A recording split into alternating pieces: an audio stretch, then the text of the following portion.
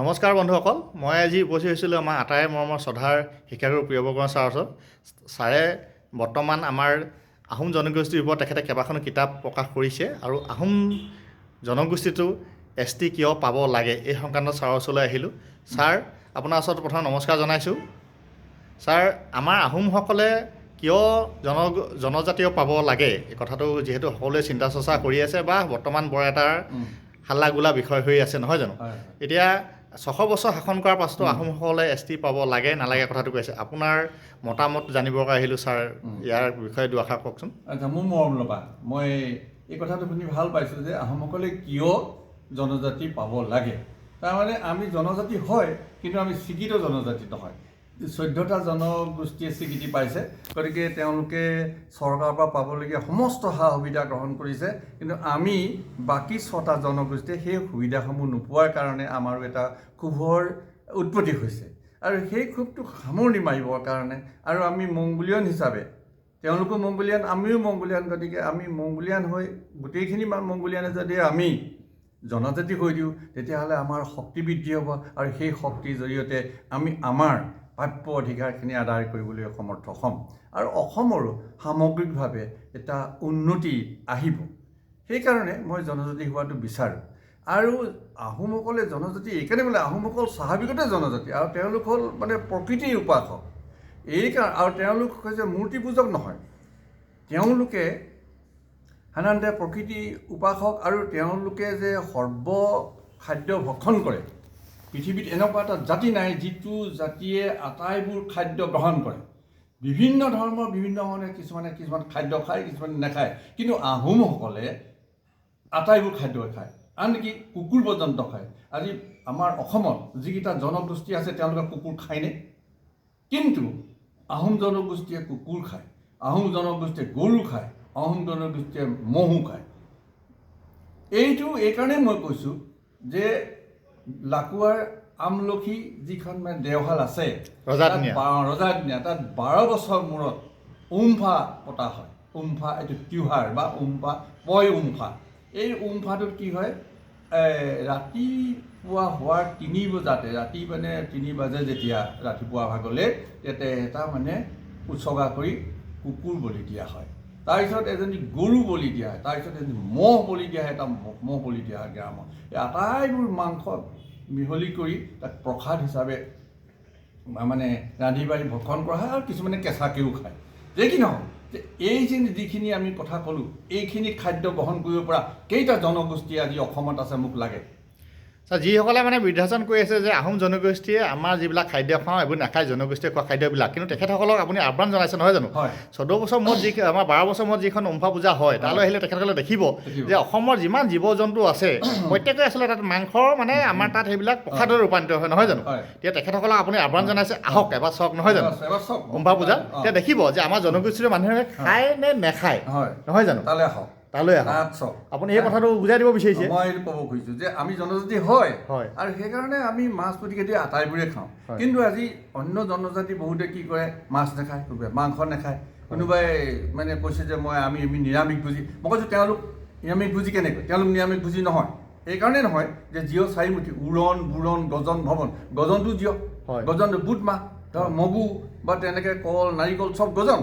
গতিকে গজন আমি যেতিয়া এটা হাঁহ মাৰি 10জন মানে খাওঁ, তেতিয়া তেওঁলোকে কি কৰে, হাজাৰ হাজাৰ বুট মাহ, হাজাৰ হাজাৰ মগুৰ তেনেকৈ ধৰক ফল মূলবোৰ খায়। তেতিয়া তেওঁলোকে এই গজন হোৱা এই যে জীৱবোৰ খায়, তেওঁলোকে জীৱ হত্যা কৰা নাই নেকি? সেই যুক্তিত কৈছে। যদি গজন জীৱাই নহয় তেতিয়া শাস্ত্ৰৰ পৰা আঁতৰাই দিয়ক। আমি ক'ব খুজিছোঁ যে আমি আটাইবোৰ খাদ্যই খাওঁ, আমাৰহে প্ৰকৃততে প্ৰাচীনতম যিটো জনগোষ্ঠীয় আহাৰ সেইটো আমাৰ আছে। আৰু সাজপাৰৰ ক্ষেত্ৰত আমাৰ নথকা নহয়, আছে, আৰু আমি সেইবোৰ সময়ে সময়ে পৰিধান কৰোঁ। কাৰণ এইটো হ'লে এটা যান্ত্ৰিক যুগ। এই যান্ত্ৰিক যুগ যিটো আধুনিক যুগ, এই আধুনিক যুগত আমি বিভিন্ন ধৰণৰ সাজপাৰ পৰিধান কৰিব লাগে। যেনে মটৰচাইকেল চলাওঁতে সাধাৰণতে ধুতি নহয়, বা আমি গাড়ী এখন চলাওঁতে ধুতি নহয়, আমাৰ তাত লং পেণ্ট প্ৰয়োজন হয়, বা কোনোবা এটা আমি বহুত সময়ত আমি হাফ পেণ্ট পিন্ধিবলগীয়া হয়। সেইবোৰ আমি গ্ৰহণ কৰোঁ। কিন্তু এটা কথা ঠিক যে যিটো লং পেণ্ট সেইটো টাই আহোম হৈ আছিল, কাৰণ তাৰ নামটো আছিলে পটলুং। পটলংটো ব্ৰিটিছে পাই তেওঁলোকে কি কৰিলেগৈ, লং পেণ্ট কৰিলে। সেইফালৰ পৰা এই পদলুমটোকে উন্নত ৰূপত মানে তেওঁলোকে কাপোৰ মানে লং পেণ্টটো চিলাই কৰে আৰু আমি এতিয়া সকলোৱে গ্ৰহণ কৰিছোঁ। ছাৰ আমাৰতো টাই আহোমসকলৰ নিজৰ সম্পূৰ্ণ খাদ্যাভ্যাস হওক বা আমাক সাজপাৰ সকলো আছে। আপুনি এটা এতিয়া মূৰত টুপুৰি পিন্ধি আছে নহয়, যিহেতু কিবা নাম কয় নিশ্চয় সকলোৱে গম পাব, আপুনি কৈ দিব। আপুনি কান্ধত এখন গামোচাৰ দৰে লৈ আছে, এখন আমাৰ টাই জনগোষ্ঠীয় নহয় জানো? এইবিলাক আমাৰ সম্পূৰ্ণ নিজৰ আছে। আমাৰ পিন্ধন, আমাৰ কাপোৰ কানি সকলো নিজস্বতা আছে। এইবিলাক আমাৰ টাই আহোমসকলৰ সকলো নিজৰ স্বকীয়তা আছে। আমাৰ যেনেকৈ নীতি নিয়ম, কৃষ্টি সংস্কৃতি সকলো ক্ষেত্ৰতে আমাৰ স্বকীয়তা আছে নহয় জানো? এইবিলাক কোনোবাই যিবিলাকে কয় বিধান তেখেতে দেখিব। তাৰ মাজতে আমি দেখিছোঁ যে ছাৰ আপোনাৰ ওচৰতে আমাৰ ড্ৰেগন এটা দেখি পাইছোঁ। এইবিলাকৰ ইয়াৰ প্ৰতীকৰ অৰ্থটো বুজাব নি? এইটোতো টাই আহোমসকলে কিবা এটা হ'ব নিশ্চয়। এইটো ইয়াও খাম বুলি কয়। হয়, এইটো মানে খাচ আৱিষ্কাৰ হৈছেগৈ মেঘালয়ত। হয়, বিশেষকৈ মেঘালয়ত আৱিষ্কাৰ হোৱাৰ পিছত এইটো এটা তুলপাৰ লগাই দিলে। হয়। তাৰ মানুহে জানিলে যে এইটো আহোমৰ বস্তু। হয়, এইটো হৈছে কি, ই জল স্থল আকাশ বতাহ সকলোতে থাকে, মানুহৰ অন্তৰাত্মাটো প্ৰৱেশ কৰিব পাৰে। হয়। সেইজনৰ অন্তৰাত্মা প্ৰৱেশ কৰিব যি সত্য আৰু সুন্দৰৰ মাজত থাকে, যি সকলো মানুহৰ মংগলৰ কাৰণে, সকলো প্ৰাণীৰ মংগলৰ কাৰণে, গছ বন নদ নদী সকলো মংগলৰ কাৰণে যিসকলে চিন্তা কৰে আৰু কাম কৰে, সেইসকলৰ অন্ততে এওঁ বসবাস কৰে।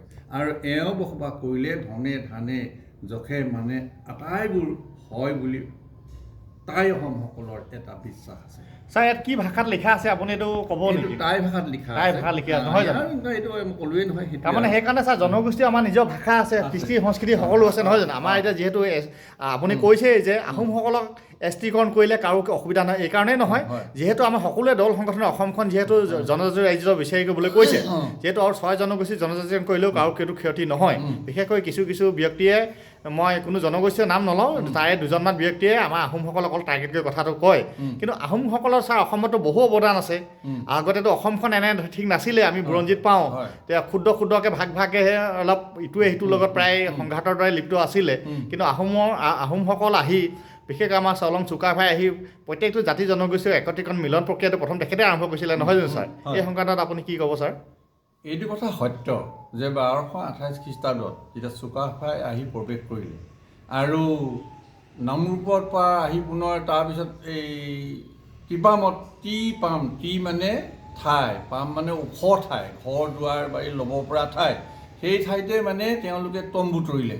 তৰি মানে হাবি বন কাটি জুই লগাই দিলে। জুই লগাই দিয়াৰ পিছত মানে চিঞৰ বাখৰ হ'ল। তেতিয়া তাত মৰাণবিলাকৰ ৰাজ্যৰ ভিতৰত হাবিডোখৰ আছিলে। এতিয়া মৰাণ ৰজাই দেখিলে যে সৰ্বনাশ কি হ'ল এখন, জুই চুই জ্বলিছে, ধোঁৱা ওলিছে আৰু কেঁচা বাঁহত এইবিলাক পুতিছে বন্দুকৰ নিচিনাকৈ। তেতিয়া তেওঁলোকে পঠিয়াই দিলে যে কি হ'ল বোলে এইবিলাক আহিছে। চুকাফা অহাৰ পিছত ক'লে যে আমিতো আৰু যাবলৈ অহা নাই, আমি থাকিবলৈ আহিছোঁ, গতিকে আপোনালোকৰ লগতে থাকিম, আপোনালোকে দেখুৱাই দিয়ক। তাৰপিছত হেৰি হ'ল, পেঁপা কটাৰ ৰওনা হ'ল। ইহঁতে ঢোল চোল বজাই, মহৰিঙৰ পেঁপা বজাই বিহু কৰিছিলে টাই ভাষাত। কৰোঁতে কি হ'ল, এই মহৰিঙৰ পেঁপাটো মানে এই মৰাণবিলাকেও মানে ব্যৱহাৰ কৰিছিলে বোধহয়। তেওঁলোকে ক'লে যে যদি তোমালোকে একে ঘাপে মহৰিঙৰ পেঁপাটো দুটুকুৰা কৰি দিব পাৰা, তেতিয়াহ'লে আমি বশ্যতা স্বীকাৰ কৰিম। আৰু সেইমতে কি কৰিলে, আমাৰ চুকাফা বহুত টেঙৰ আছিলে বা আমাৰ দলৰ মানুহ বহুত টেঙৰ আছিলে। তেওঁলোকে কেলৈ গোটেই ৰাতিটো এই গৰম পানীত, উতলা পানীত সিজালে। সিজোৱাৰ পিছত ৰাতিপুৱা সময়ত নিয়ম আছে বুলি কৈ তেওঁলোকক মাতিলে আৰু বেলি নোলোৱাৰ আগতে সেই উমফা পোতাত বলি দিয়াৰ নিচিনাকৈ আগলি কলপাতত থৈ পেঁপাটো একে ঘাপে সেইদিনা দুটুকুৰা কৰি দিলে। বছ মৰাণ মানে কি হ'ল, মৰাণে বশ্যতা স্বীকাৰ কৰিলে। আৰু মানে ৰূপহী মৰাণ, মৰাণ ৰজাৰ জীয়ৰী ৰূপহী মৰাণক চুকাফালে বিয়া দি জোঁৱাই ল'ৰা বৰণ কৰিলে। আৰু কি লাগে, তেতিয়াৰ পৰাই কি হ'ল, এই মৰাণবিলাকৰ মাজত আমাৰ যিবিলাক ডেকা ল'ৰা আহিছিলে গোটেইবিলাক যোদ্ধাৰুৱে, আৰু তেওঁলোকে মানে মৰাণ ছোৱালী বিয়া কৰি ইয়াত জোঁৱাই ল'ৰা হৈ গ'ল। তাৰপিছত কছাৰীবিলাকেও তেনেকৈ মানে আদৰি ল'লে আৰু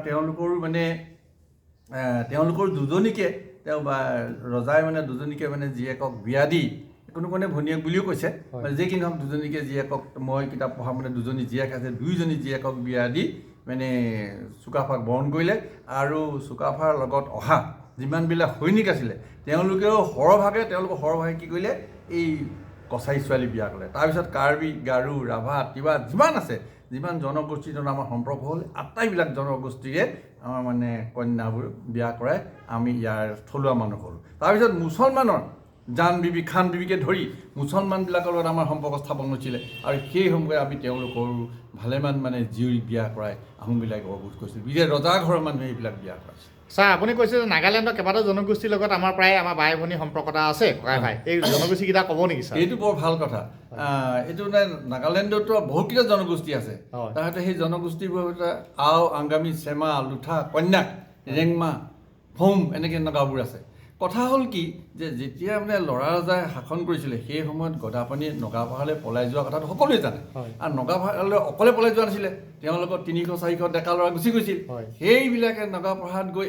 9-10 বছৰ তাত থাকিবলগীয়া হৈছিলে ইয়াতো বিদ্যুৎ চলিয়ে আছিলে তেতিয়া তাৰ মানে নাগিনী ছোৱালী বিয়া ক'লে এজন মানে আমাৰ আহোম ডেকা ল'ৰাই বা গদাপানীৰ লগত যোৱা ডেকা ল'ৰাবিলাকে কিয় ক'লে 5জনী ছোৱালীকে বিয়া কৰালে এগালমান ল'ৰা ছোৱালী হ'ল এতিয়া সেইগাল এতিয়া এই ইয়াতে ওচৰতে আছে সেইগাল কন্যা কুইনাক কুই মানে কোঁৱৰ কুইনাক সেইগাল গোটেইগাল কোঁৱৰ তাৰমানে এতিয়া মোক বান্ধিলে 2012 চনৰ 4 তাৰিখে লৈ গ'ল 5 তাৰিখে তাত মিটিং এখন দিছিলে তাত ডাঙৰ মিটিং এখন আছিলে MLA মন্ত্ৰী গোটেইবিলাক আছিলে মানে DC CC যিমান আছে আৰু গোটেই উপস্থিত আছিলে প্ৰায় 16খন গাঁৱৰ মানুহ তাত সমাবেত হৈছিলে তাতে মোক সুধিলে আৰু মই সোধাৰ পিছত ক'লোঁ যে মানে গোটেই কথাখিনি বুজাই দিলোঁ তাৰপিছত আৰু এনেকুৱা কথা ওলালে যে ৱাটলঙৰ কথা ওলালে ৱাটলঙক মানে গদাপানী বিয়া কৰাইছিলে গদাপানী বিয়া কাৰণে ৱাটলঙক কেনেকৈ তেওঁলোকে থবতে আহিছিলে ৱাটলঙৰ বাপেক কোন মাক কোন গোটেইবিলাক ক'লে তাৰপিছত এই যেতিয়া গড়গাঁৱৰ কাৰেঙত মানে দিছিল সি আনি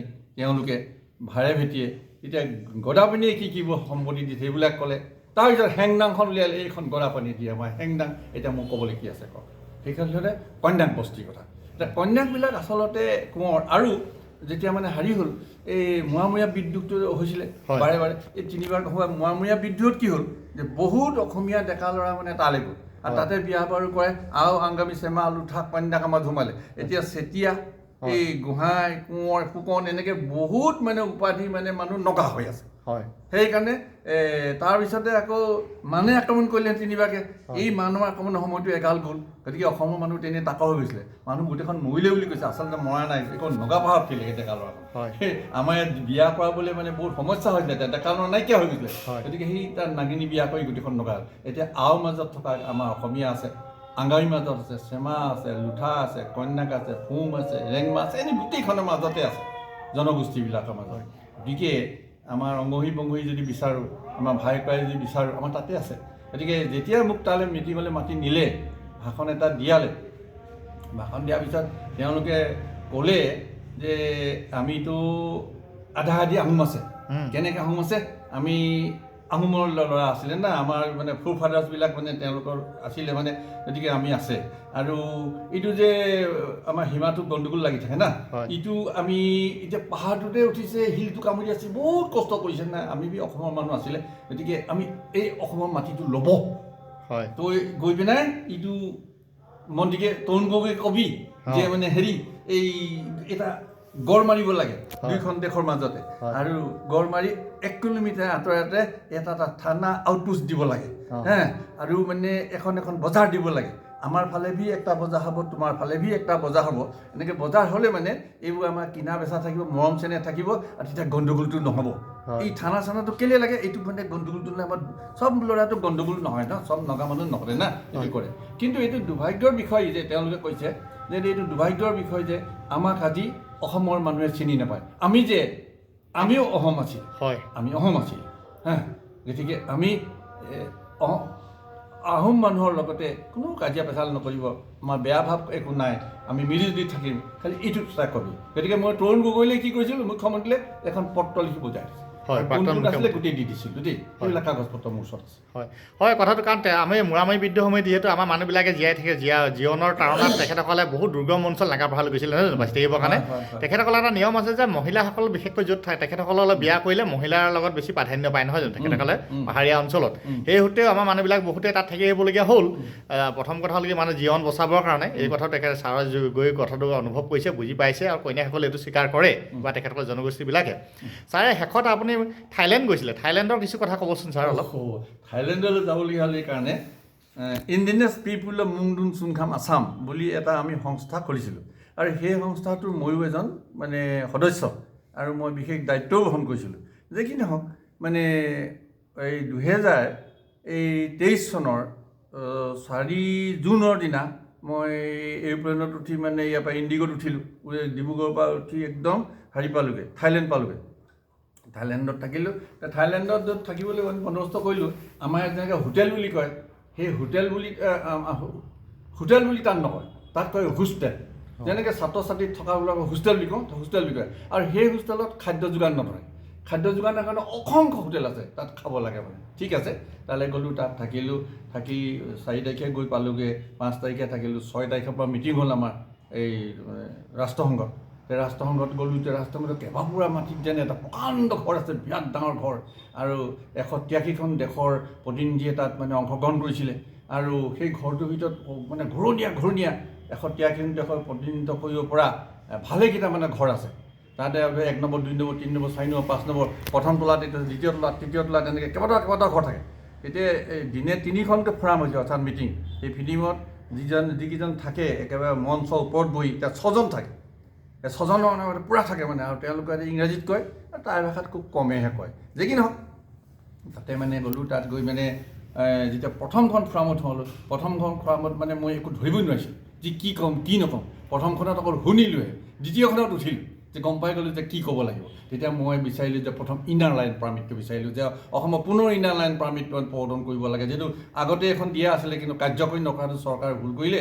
এতিয়া আমাক দৰকাৰ হৈছে, যিহেতু আমাৰ মানে অসমৰ মাটি ভেটি, আমাৰ যিটো অধিকাৰ, আমি সকলো হেৰুওৱাৰ এটা উপক্ৰম হৈছে। এনেক্ষেত্ৰত আমি ইনাৰ লাইন পাৰ্মিটখন আমাক লাগে। আৰু সেইটো কাৰণে মই ভাৰতৰ মানে প্ৰধানমন্ত্ৰী মানে তাৰ পৰা অনুৰোধ কৰিলোঁ। আৰু তাত থকা যিবিলাক মানে সদস্য আছিলে, সকলোৰে ওপৰত মই ক'লোঁ যে আপোনালোকে মোক সহায় কৰক, আৰু যাতে আমাৰ ইনাৰ লাইন পাৰ্মিটটো ভাৰতৰ প্ৰধানমন্ত্ৰীয়ে বা ভাৰত চৰকাৰে আমাক দিয়ে। সেইটোৰ পিছতে আন এটা আকৌ প্ৰশ্ন চালোঁ, এইটো কৰিলোঁ কি, যে ব্লেক ল' বুলি এখন ল' মানে ব্ৰিটিছৰ দিনত আছে, সেইখন অসমত এতিয়াও প্ৰয়োগ হৈ আছে। সেই ব্লেক ল'খন মানে এই বদমাছ মানুহক বা কৰক বা নকৰক, ইচ্ছা কৰিলে পুলিচে ঠেঙত গুলি কৰি পেলাই দিব পাৰে, মাৰি দিব পাৰে, বাছ বিচাৰ নোহোৱাকৈ। গতিকে কোনো মানে যেতিয়া আমাৰ এটা থানা আছে, কোৰ্ট আছে বা বিচাৰালয় আইনী ব্যৱস্থা আছে, থকাৰ স্বত্বেও যে এনেকৈ একো বিচাৰ নকৰাকৈ গুলিয়াই মাৰিব, শাস্তি দিব, এনেকুৱাটো মই মানে নিবিচাৰিছিলোঁ। গতিকে মই এই ব্লেক ল'খন উঠাই দিবৰ কাৰণে তাত মানে মই অনুৰোধ জনাইছিলোঁ ভাৰতবৰ্ষৰ প্ৰধানমন্ত্ৰীলৈ। মানে I request to the honourable prime minister of India বুলি মই ৰিকুৱেষ্ট কৰিছোঁ এতিয়া। তাৰপিছত সেইটো হ'ল। তাৰপিছত ধুধুৰ আলিটোৰ কথা আহিলে। ধুধুৰ আলিটো 220 কিলোমিটাৰ দীঘল আছে। এই আলিটো মানে এটা নেশ্যনেল হাইৱে কৰি দিব লাগে বুলি মই ধৰিলোঁ এটা ফোৰামত। আন এটা ফোৰামত আকৌ মই এই চুকাফা যিটো আহিলে গ্ৰেণ্ড ট্ৰাংক ৰোড বুলি লিখা আছে। গ্ৰেণ্ড মানে সেইটো ইংৰাজী শব্দ, ট্ৰাংক মানে টাই ভাষা শব্দ, ট্ৰাংক মানে পথ। গ্ৰেণ্ড ট্ৰাংক ৰোডটো ইংৰাজী শব্দ। তাৰমানে এটা উল্লেখযোগ্য মানে এটা পথ, এটা মানে বুৰঞ্জী প্ৰসিদ্ধ পথ, গ্ৰেণ্ড ট্ৰাংক ৰোড মানে হ'লে। সেই ৰোডটো যে চুকাফাই মানে তাৰ পেট কাটি বহল কৰি 2টা হাতী লৈ আহিছিলে, 356টা ঘোঁৰা লৈ আহিছিলে, অসংখ্য মানে সামগ্ৰী লৈ আহিছিলে, কিতাপ পত্ৰ লৈ আহিছিলে। সেই ৰাস্তাটো মানে চুকাফাৰ নামেৰে দিবলৈ মই অনুৰোধ জনালোঁ ভাৰত গভৰ্ণমেণ্টক। মই কিন্তু দাবী কৰা নাই, দাবী কৰিলে মানে হেণ্ডকাপ লগাই দিম। তদুপৰি মই ঘৰ আহি পালোহিয়ে, এইফালে সোণাৰী থানাই মাতি নিলে অ' চি ওচৰলৈ যাবলৈ। অ' চিয়ে সোধা পোছা কৰিলে, এছ পি ওচৰলৈ গ'লোঁ, কি কাৰণে গৈছিলে, কোনে পঠিয়ালে, কিয় গ'ল, কি লৈ গ'ল, কি ক'লেগৈ তাত। সেইটোতো গমটো পালেই তেওঁলোকে আগতেই পাই যায়, লগে লগে পাই যায়। কিন্তু পোৱাৰ পিছতো মোক ক'লে, তাৰপিছত একো নকৰিলে, চাহ পানী তাপানী খুৱাই পিনি শিকাই দিলে। বৰ ভাল পালোঁ। অসমৰ পৰা তেনেকৈ মানুহ যোৱা নাই, তেনেকৈ ক'বও পৰা নাই। আপুনি যে ক'লে ধন্যবাদ। সেইটো হ'ল মানে এছ পিৰ কথা। অ' চিও সেইটোকে ক'লে শেষত। ছাৰক আমি ধন্যবাদ জ্ঞাপন কৰিছোঁ, তেখেতে ইমান আমাৰ উপস্থাপন কৰাৰ কাৰণে। শেষত ছাৰৰ দীৰ্ঘায়ু কামনা কৰিছোঁ। ধন্যবাদ।